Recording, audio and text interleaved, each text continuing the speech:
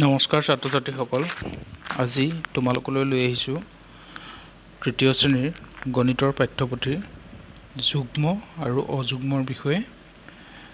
গতিকে আজি আমি তোমালোকক যুগ্ম আৰু অযুগ্ম সংখ্যাৰ ধাৰণা দিম। প্ৰথমেই তোমালোকে নিশ্চয় ইতিমধ্যে একক, দশক ইত্যাদি সংখ্যাৰ স্থানৰ বিষয়ে, এককৰ স্থান কোনবিলাক, দশকৰ স্থান কোনবিলাক সেই বিষয়ে শিকিছা। আৰু লগতে সংখ্যাৰ 0ৰ পৰা 1, 2, 3, 4 এনেধৰণে 9লৈকে তোমালোকে গম পোৱা যে এইসমূহ হৈছে অংক। এইসমূহক একোটা অংক বুলি কয়। আৰু এই অংকসমূহৰ সহায়তে আমি কি লিখোঁ, যিমান সংখ্যা আছে সকলোবিলাক লিখোঁ। এতিয়া আজি আমি চাওঁ যুগ্ম সংখ্যানো কোনবিলাক আৰু অযুগ্ম সংখ্যানো কোনবিলাক। তোমালোকক যদি সোধা হয় তেতিয়া তোমালোকে কি বুলিনো ক'বা, তাকে আমি আজি চাওঁ। এতিয়া তোমালোকে চোৱা, যুগ্ম মানে হৈছে জুৰীয়া বা যোৰা, হয়নে? এযোৰ দুযোৰ আমি তেনেধৰণে ক'ব পাৰোঁ যুগ্ম সংখ্যাবোৰক। যেনে দুটা মাৰ্বল আছে, সেইটোক আমি এযোৰ বুলি ক'ব পাৰোঁ। আৰু অযুগ্ম মানে হৈছে যোৰ হৈ নাথাকে। ধৰি ল'লোঁ ইয়াত 3টা মাৰ্বল আছে, ইয়াত কেইযোৰ আছে, এযোৰ আৰু এটা ইফালে বাঢ়ি থাকিল। ইয়াৰ লগত যোৰ পাতিবলৈ আৰু নাই। গতিকে এই 3টো আমি কি বুলি ক'ম, অযুগ্ম বুলি ক'ম। আনহাতে 2টো যুগ্ম বুলি ক'ম।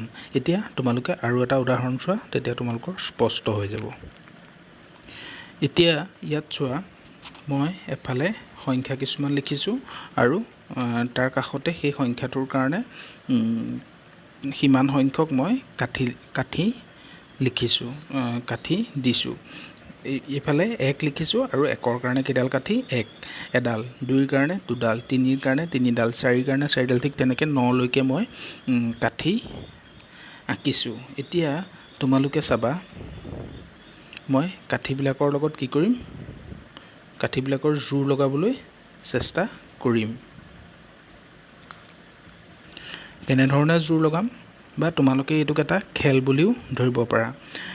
আমি কি কৰিম, দুডাল কাঠিৰ মাজত বন্ধুত্ব কৰিম। চাবা, 1টোৰ কাৰণে কেইডাল কাঠি আছে, এডাল। ইয়াৰ লগত আমি বন্ধুত্ব কৰিবলৈ ইয়াৰ লগত কাঠি নাই। 2টোৰ কাৰণে চাওঁ, 2টোৰ 2ডাল কাঠি আছে, 2ডাল আমি একেলগে এনেধৰণে লগাই দিলোঁ, দুয়ো বন্ধু। এতিয়া 3টোৰ কাৰণে চাওঁ, 3টোত আমি দুডালকৈহে আমি কি কৰিম, বন্ধুত্ব কৰিম। এতিয়া 3টোত প্ৰথম 2ডালত লগালোঁ, কিন্তু 3 নম্বৰ ডালত লগাবলৈ নাই, মানে এডাল কাঠি বাকী থাকিল। ঠিক তেনেকৈ 4টোত 2ডালত লগালোঁ আৰু এইফালেও 2ডালত লগালোঁ, সম্পূৰ্ণ হৈ গ'ল। ঠিক তেনেকৈ 5টোত চাওঁ, 5টোত 2ডালত লগালোঁ, এই 2ডাল বন্ধু হ'ল, কিন্তু এডাল বাকী থাকিল। 6টোত 2, এইফালেও 2, এইফালেও 2, 3যোৰ বন্ধু ওলাল। 7ত চাওঁ, 1, 2, 3, কিন্তু এডাল বাকী থাকিল। 8ত 1, 2, 3, 4যোৰা বন্ধু ওলাল। ঠিক তেনেকৈ 9ত চাওঁ, 2, 3, 4যোৰা কৰাৰ পিছত এডাল কাঠি কাৰো লগত বন্ধু নহ'ল, সি অকলশৰীয়াকৈ থাকি গ'ল, কাৰণ তাৰ লগত বন্ধু হ'বলৈ আৰু বেলেগ কাঠি নাই। এতিয়া আমি দেখিলোঁ কিছুমান কাঠি অকলশৰীয়াকৈ থাকি গ'ল, বন্ধু নাই। তেনেকুৱা সংখ্যাকেইটা আমি বাছি উলিয়াওঁ। 1টোত আমি জোৰ কৰিব নোৱাৰিলোঁ, বন্ধু নাই। 3টোত এডাল কাঠি বাকী থাকিল, 5ত বাকী থাকিল, 7ত বাকী থাকিল আৰু 9ত বাকী থাকিল। মানে সিহঁতৰ কি হৈছে, বিজুৰীয়া হৈ এডাল ৰৈ গৈছে। সম্পূৰ্ণৰূপে সিহঁতে জোৰ কৰিব পৰা নাই, বা বন্ধু কৰিবৰ কাৰণে কাঠিবিলাকৰ এডালকৈ সিহঁতে পোৱাগৈ নাই, এডাল কাঠি বাকী ৰৈছে। গতিকে যিকেইডালৰ কাঠি বাকী ৰৈ গৈছে, যিকেইটা সংখ্যাত, সেই সংখ্যাকেইটাক আমি কি সংখ্যা বুলি ক'ম, অযুগ্ম সংখ্যা বুলি ক'ম। এই সংখ্যাকেইটাক আমি কি সংখ্যা বুলি ক'ম, অযুগ্ম সংখ্যা বুলি ক'ম, হয়নে?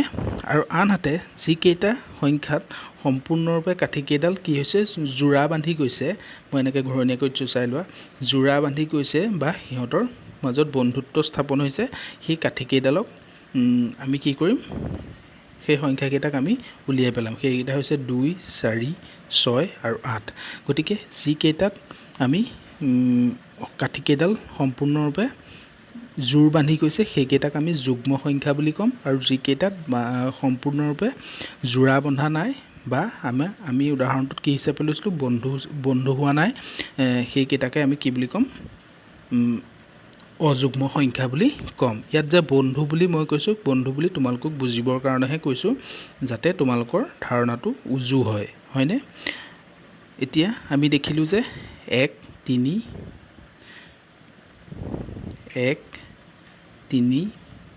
5 7 আৰু 9 এই সংখ্যাকেইটাৰ ক্ষেত্ৰত আমি যোৰা লগাবলৈ কাঠি এডাল এডাল থাকি গৈছিলগৈ আমি সিহঁতৰ লগত যোৰা লগাবলৈ কাঠি বিচাৰি পোৱা নাছিলোঁ সেয়েহে এই সংখ্যাকেইটাক আমি কি সংখ্যা বুলি ক'ম অযুগ্ম সংখ্যা বুলি ক'ম হয়নে এইকেইটা হৈছে অযুগ্ম সংখ্যা ইয়াৰ বিপৰীতে আমি কিছুমান সংখ্যাত আকৌ সম্পূৰ্ণৰূপে কাঠি পাইছিলোঁ যাৰ লগত আৰু কাঠি বাকী থকা নাছিল যিকেইটাত আমি এজোৰ এজোৰকৈ কাঠি পাই গৈছিলোঁ 2 4 6 8 এইকেইটাক আমি কি সংখ্যা বুলি ক'ম যুগ্ম সংখ্যা বুলি ক'ম কাৰণ ইহঁতৰ লগত যিকেইডাল কাঠি আছিলে সেইকেইডালৰ মাজত সম্পূৰ্ণৰূপে বন্ধুত্ব স্থাপন হৈছিল আৰু কি হৈছিল কাঠি বাকী ৰোৱা নাছিল সেইকেইটাকে আমি যুগ্ম সংখ্যা বুলি ক'ম এতিয়া প্ৰশ্নটো হৈছে তোমালোকে এতিয়া গম পালা যে আমি 1 ৰ পৰা যদি 9 লৈকে দিয়া থাকে তেতিয়া সংখ্যাবিলাকত আমি গম পাম যে সেইটো যুগ্ম নে অযুগ্ম কিন্তু তোমালোকক যদি কেনেবাকৈ এনে ধৰণৰ সংখ্যা দিয়া থাকে 27 বা অন্যান্য ডাঙৰ সংখ্যা কিবা এনেকুৱা ধৰণৰ যদি দিয়া থাকে তেতিয়া তোমালোকে কেনেধৰণে উলিয়াবা সেইটো চাই লোৱা সেইটো এতিয়া আমি ইতিমধ্যে উলিয়াই আহিলোঁ যে 1 3 5 7 9 এইকেইটা যদি ক'ৰবাত থাকে আমি গম পাই যাম যে সেইটো এটা অযুগ্ম সংখ্যা কাৰণ ইহঁতৰ আমি এতিয়া অলপ আগত দেখুওৱা উদাহৰণটোত সিহঁতৰ যুগ্ম জোৰ হিচাপে সিহঁত ওলোৱাগৈ নাছিল এডাল হ'লেও কাঠি বাকী আছিলগৈ যাৰ লগত বেলেগ কাঠি যোৰা লগাবলৈ আমি পোৱা নাছিলোঁ গতিকে কোনো এটা সংখ্যা তোমালোকে এতিয়া ইতিমধ্যে একক আৰু দশকৰ ধাৰণাটো পাইছিলা ধৰি ল'লোঁ আমাক এই সংখ্যাটো দিয়া আছে হয়নে এতিয়া আমি কি চাম ইয়াৰ এককৰ ঘৰটোত চাম ইয়াৰ এককৰ ঘৰটোত কি আছে 9 সংখ্যাটো আছে হয়নে সেই 9টো আমি যে এতিয়া বন্ধুত্ব স্থাপন কৰিছিলোঁ কাঠিবিলাকৰ মাজত সেই বন্ধুত্ব স্থাপন কৰোঁতে 9টো অকলশৰীয়াকৈ এডাল কাঠি 9টোত ৰৈ গৈছিলগৈ সেইকাৰণে তাক আমি কি বুলি কৈছিলোঁ অযুগ্ম বুলি কৈছিলোঁ সেইকাৰণে যদি কোনো সংখ্যাৰ এককৰ ঘৰত সেই 9টো থাকি যায় 9টো থাকে 7টো থাকে 5টো থাকে 3টো থাকে 1টো থাকে তেতিয়া আমি গম পাম যে সেই সংখ্যাটো কি সংখ্যা সেই সংখ্যাটো হ'ব অযুগ্ম সংখ্যা কি সংখ্যা অযুগ্ম সংখ্যা ঠিক তেনেকৈ আমাক যদি 3 10 1 দিলে তেতিয়া আমি চাম কি একক দশক এতিয়া এককৰ ঘৰটো চালোঁ তাত কি দিয়া আছে 1 গতিকে 1টো আমি আগতেই পাই আহিছোঁ 1টো অযুগ্ম সংখ্যা গতিকে তাৰ এককৰ ঘৰত যিহেতু 1 আছে গতিকে সি এটা অযুগ্ম সংখ্যা হ'ব ঠিক তেনেধৰণে অন্যান্য সংখ্যাবিলাক চাম 5 10 5 বা আমাক যদি দিয়ে 6 10 7 8 10 5 এনেকুৱা ধৰণৰ সংখ্যাবিলাকৰ ক্ষেত্ৰতো আমি এককৰ ঘৰটো চাই দিলেই গোটেই কথাটো আমি গম পাই যাম গতিকে যিকোনো সংখ্যাত যিমানে ডাঙৰ সংখ্যা তোমালোকক নিদিয়ক লাগিলে এনেকুৱা ধৰণৰ বহুত ডাঙৰ ডাঙৰ সংখ্যাও যদি তোমালোকক দিয়ে তেতিয়াও তোমালোকে যদি চাবা তাৰ এককৰ ঘৰত কি আছে এককৰ ঘৰত যদি 1 থাকে 3 থাকে 5 থাকে 7 থাকে 9 থাকে আমি যিকেইটা ইতিমধ্যে অযুগ্ম বুলি গম পাই আহিছোঁ সেইকেইটা যদি থাকে তেতিয়া তাক আমি কি সংখ্যা বুলি ক'ম অযুগ্ম সংখ্যা বুলি কৈ দিব পাৰিম যদিহে আমাক এনেকুৱা সংখ্যা এটা দিয়া থাকিলে এইটো ইয়াত আমি চালোঁ যে এককৰ ঘৰত কি আছে 2 আছে আৰু 2টোক আমি কি সংখ্যা বুলি জানো ইতিমধ্যে আমি পাই আহিছোঁ 2টো এটা যুগ্ম সংখ্যা হয়নে 2টোৰ কাৰণে কাঠি আমি এনেকৈ লওঁতে 2টা জোৰ বান্ধি গৈছিল দুডাল কাঠিৰ মাজত তাত বন্ধুত্ব স্থাপন হৈছিল গতিকে 2টো কি সংখ্যা যুগ্ম সংখ্যা আৰু ইয়াৰ এককৰ ঘৰত 2 আছে গতিকে ই এটা কি হ'ব যুগ্ম সংখ্যা 3752 এইটো 3752টো এটা যুগ্ম সংখ্যা হ'ব হয়নে বা তোমালোকক কেতিয়াবা এনেকুৱা সংখ্যা এটা দিলেও 8 আছে, 8টো আমি গম পালোঁ যুগ্ম সংখ্যা, গতিকে 8টো এই সংখ্যাটো 58টো কি হ'ব এটা যুগ্ম সংখ্যা। এতিয়া তোমালোকে ভাবিব পাৰা যদি কোনোবা সংখ্যাৰ শেষত 0 থাকে তেতিয়া কি হ'ব, হয়নে? তোমালোকে এতিয়া মনলৈ এইটো প্ৰশ্ন আহিব পাৰে যে কোনোবা এটা সংখ্যাৰ শেষত যদি 0 থাকে, এককৰ ঘৰত যদি 0 থাকে, ধৰি ল'লোঁ এনেধৰণে 10 এটা দিয়া থাকিলে এটাৰ এককৰ ঘৰত 0 আছে, তেতিয়া আমি তাক কি বুলি ভাবিম, হয়নে? যুগ্ম বুলি ভাবিম নে অযুগ্ম বুলি ভাবিম? এতিয়া তোমালোকে চোৱা 0টো যদি অকলে থাকে তাৰ কিবা মূল্য আছেনে? 0টা বস্তু বুলি ক'লে আমি কি ক'ম বুজি নাপাম, কেইটা দিব লাগে আমি আমি নাজানো, বা 0 থাকিলে মানে একো দিব নালাগে বুলি আমি জানো। 0টো অকলে যদি থাকে তাৰ অৰ্থটো বা মূল্যটো একো নাথাকে। 0টো কিবা সংখ্যাৰ শেষত যেতিয়া বহিব তেতিয়াহে তাৰ মূল্যটো থাকি যাব, হয়নে? কিবা সংখ্যাৰ এককৰ ঘৰত বা মানে সোঁফালে বহিলে, সংখ্যাটোৰ সোঁফালে এনেধৰণে বহি গৈ থাকিলে আমি তাক কি কৰিম, তাৰ মূল্যটো থাকে। গতিকে এতিয়া তোমালোকক যদি 10 দিয়া থাকে, আমি সৰু সংখ্যা এটা লৈছোঁ, তাৰ কাৰণে আমি 10ডাল কাঠি ল'লোঁ, 2 3 4 5 8 9 10। এতিয়া আমি কি কৰিম, ইহঁতৰ মাজত চাওঁচোন যোৰা বান্ধেনে, এযোৰ, দুযোৰ, তিনিযোৰ, চাৰিযোৰ, পাঁচযোৰ। গতিকে সম্পূৰ্ণৰূপে যোৰা বান্ধিলে আৰু কি হ'ব, গতিকে ই এটা কি হ'ব যুগ্ম সংখ্যা। গতিকে তোমালোকে যদি কোনো সংখ্যাৰ শেষৰ অংকটো মানে এককৰ ঘৰৰ অংকটো ধৰি ল'লোঁ এইটোকে দিয়া থাকিলে, ইয়াৰ এককৰ ঘৰত কি আছে 0 আছে, হয়নে? গতিকে যদি 0ও থাকে তেতিয়া তাক তোমালোকে যুগ্ম সংখ্যা বুলি ক'ব পাৰিবা, হয়নে? এতিয়া তোমালোকে চোৱা যদি 1 থাকে, 3 থাকে, 5 থাকে, 7 থাকে, 9 থাকে, কোনো সংখ্যাৰ এককৰ ঘৰৰ অংকটো যদি এইকেইটা থাকে তেতিয়া তাক আমি অযুগ্ম বুলি ক'ম। আৰু যদি 2 থাকিব, 4 থাকিব, 6 থাকিব, 8 থাকিব আৰু 0 যদি থাকে তেতিয়া তাক আমি কি বুলি ক'ম, যুগ্ম সংখ্যা বুলি ক'ম।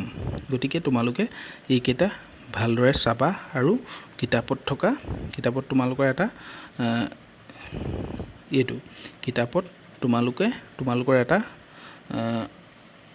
এক্টিভিটি কৰিবলৈ দিছে, কেইটামান সমস্যা দিছে, তালিকা এখন দিয়া আছে চাবাচোন, তালিকাখনত কিছুমান সংখ্যা দিয়া আছে, সেই সংখ্যাটোৰ আমি কি কৰিব লাগে, তলৰ এই বাকচকেইটালৈ আনি লিখিব লাগে। কেনেকৈ লিখিব লাগিব, এফালে যুগ্ম সংখ্যাবিলাক লিখিব লাগিব আৰু এফালে অযুগ্ম সংখ্যাবিলাক লিখিব লাগিব। গতিকে তোমালোকে যুগ্ম সংখ্যাবিলাক বিচাৰি ইয়াত আনি লিখিবা আৰু অযুগ্মবিলাক আনি ইয়াত আনি লিখিবা। যদি কিবা বুজি নোপোৱা আকৌ সুধিবা।